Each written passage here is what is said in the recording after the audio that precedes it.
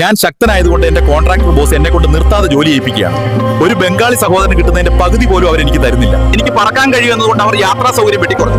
ഞാനാണ് നിർമ്മാണ സാമഗ്രികൾ മുകളിലേക്കും താഴേക്കും കൊണ്ടുപോകുന്നത്. ലേസർ കണ്ണുകൾ കൊണ്ട് ചുവരുകൾ തുറന്ന് കറണ്ട് ബില്ല് കുറയ്ക്കുന്നു.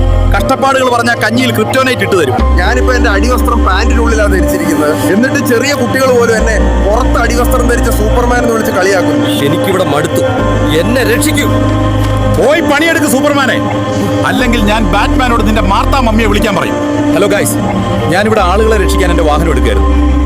മോട്ടോർ വെഹിക്കിൾ ഓഫീസർ ഇത് പരിഷ്കരിച്ചതാണെന്ന് പറഞ്ഞ് എന്റെ വാഹനം പിടിച്ചെടുക്കാൻ ശ്രമിക്കുന്നു. ഇവര് പറയുന്നത് ഞാൻ ഇവിടെ നിപ്പ വരത്തുമെന്നാണ്. ഞാൻ ആ ടൈപ്പ് ബാറ്റ് അല്ല എന്ന് എങ്ങനെ ഇവരെ പറഞ്ഞ് മനസ്സിലാക്കും? സ്പൈഡർമാൻ ഭാഗ്യവാനാണ്. അവന് വെബ് ഷൂട്ടിംഗ് സ്കിൽ ഉപയോഗിച്ച് യാത്ര ചെയ്യാം. സുഹൃത്തുക്കളെ, ഇവിടെ കനത്ത മഴയായതുകൊണ്ട് മീൻപിടുത്തക്കാർക്ക് കടലിൽ പോകാൻ അനുവാദമില്ല.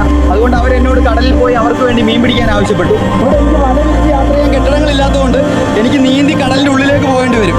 മീൻ പിടിക്കാൻ എന്റെ വലകൾ ഉപയോഗിക്കണം. വെബ് ഷൂട്ടർ റീഫിൽ ചെയ്ത് ഞാൻ മടുത്തു.